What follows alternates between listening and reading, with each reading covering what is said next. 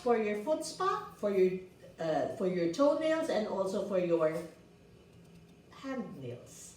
Okay? Fingernails. Ay, oo nga pala.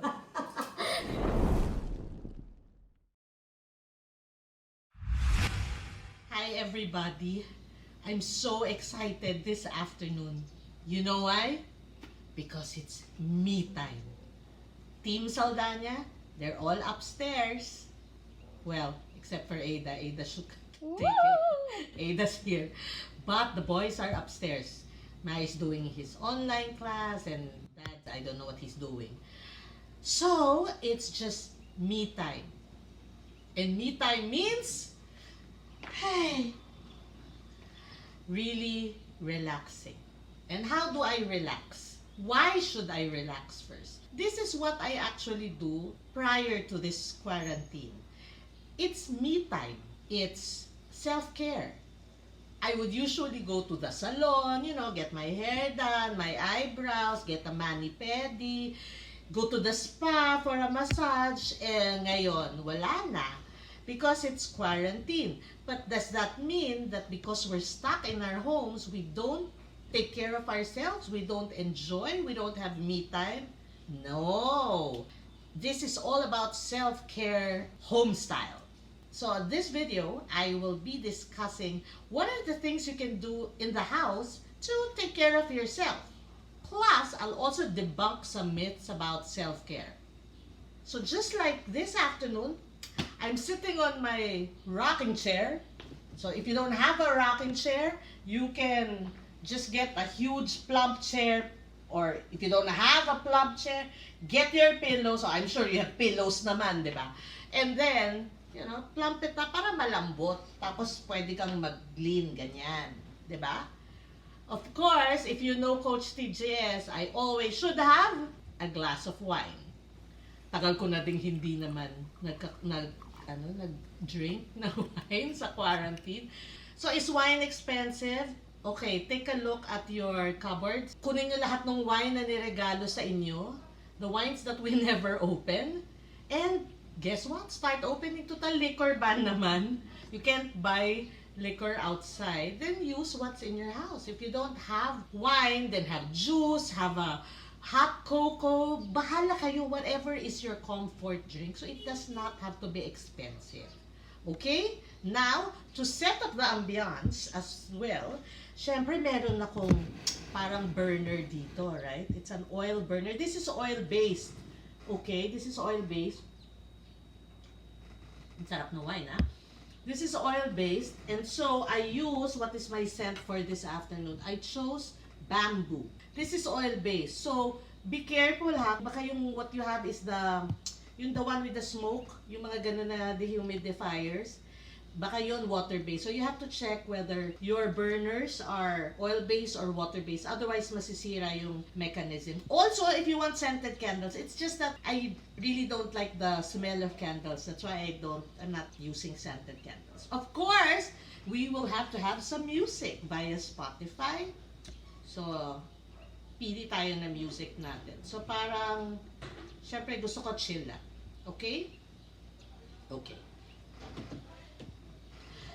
And of course, since you know Coach TJS, Jaran, I have to have a book, okay? Remember, this is me time. This is casual day. And so, with my wine, with my scent, my music, and the good book, what am I reading now? I'm reading Number the Stars by Lois Lowry, okay? So this is just an easy book.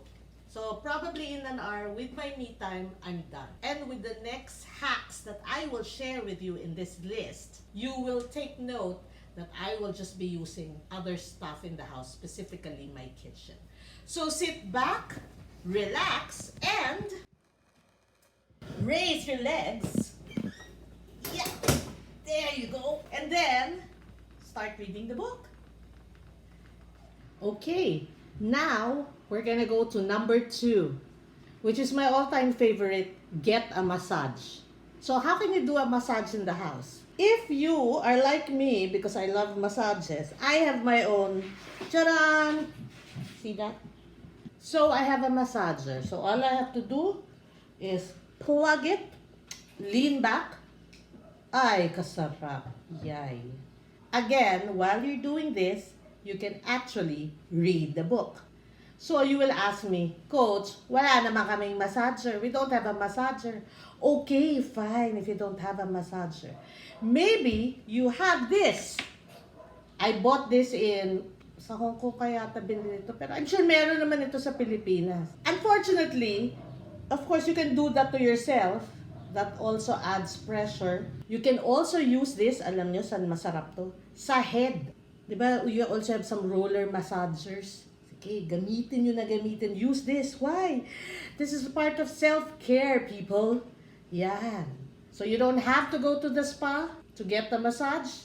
Again, just set up the ambiance. Some nice scent. I can still smell the scent from my living room. And of course, a glass of wine, a good book, or just peace and quiet. Because I'm doing this in my dining room. Because our TV is right there. I don't know if the camera can see it.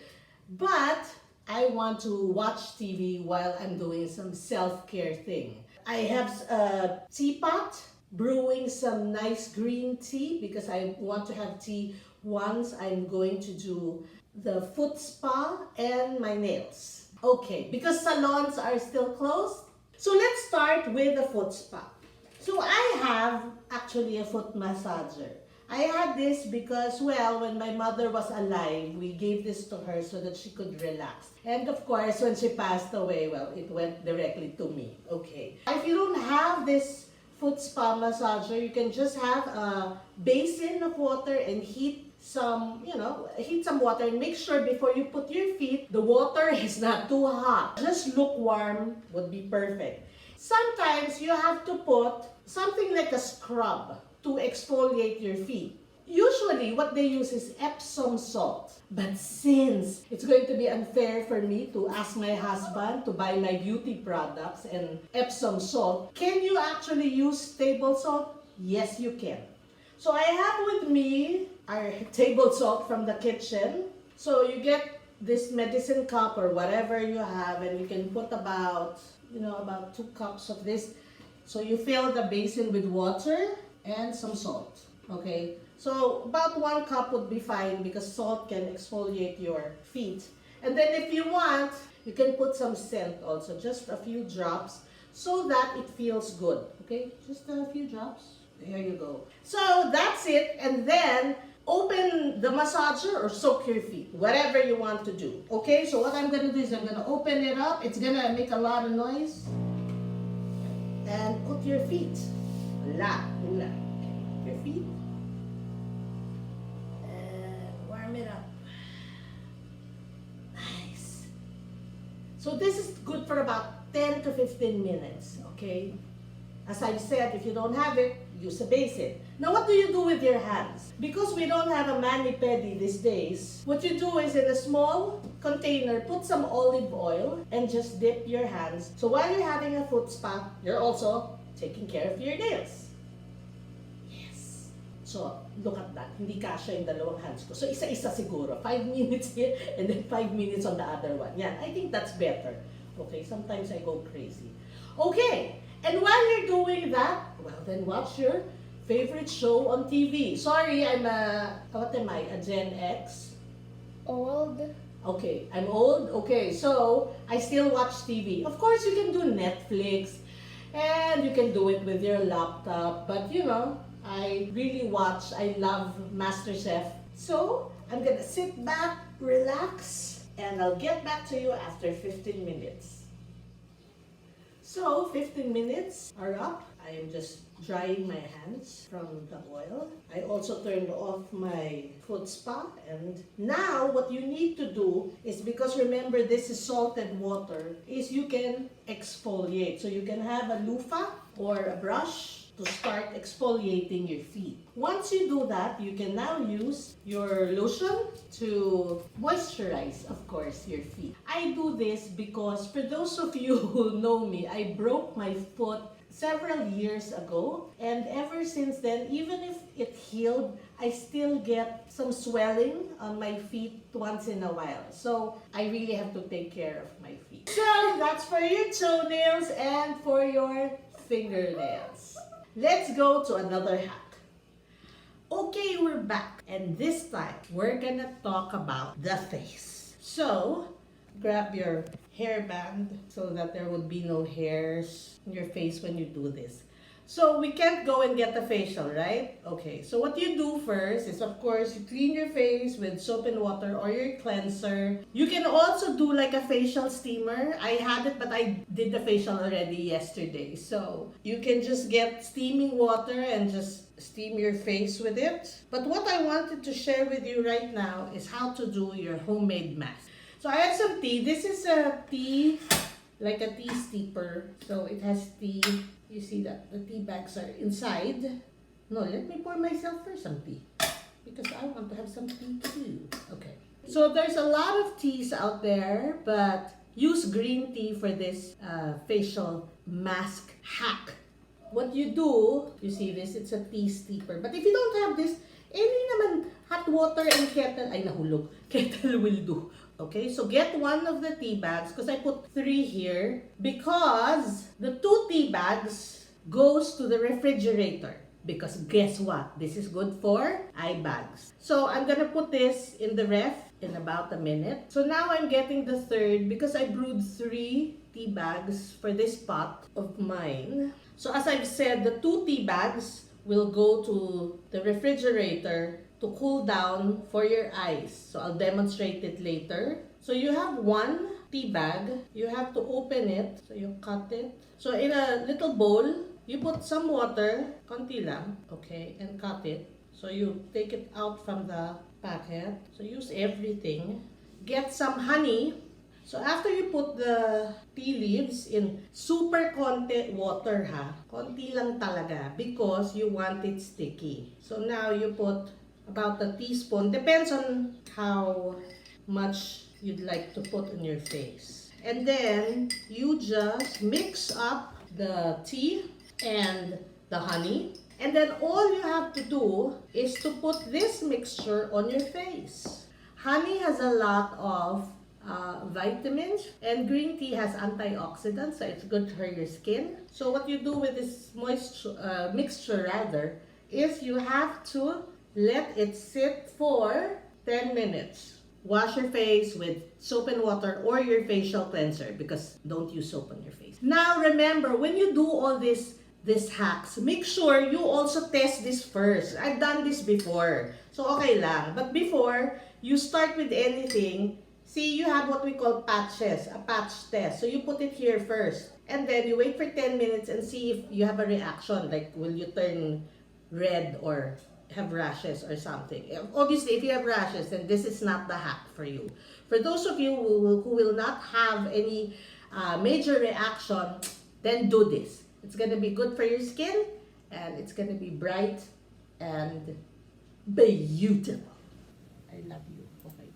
So, we're on our last hack. Okay, this time, I'm also going to do the 10 minutes of doing nothing. Because that's my promise to myself. That's part of all these self-hacks. It's all about self-care and self-love. Okay? So remember the tea bags that you put in the freezer or refrigerator? That's what we're gonna use. Okay?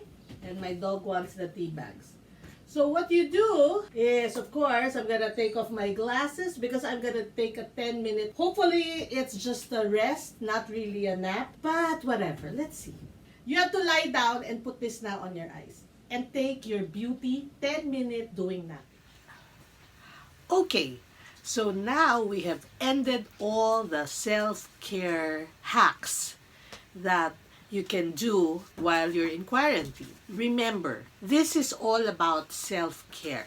Number 1, self-care need not be expensive, as I have demonstrated the whole video.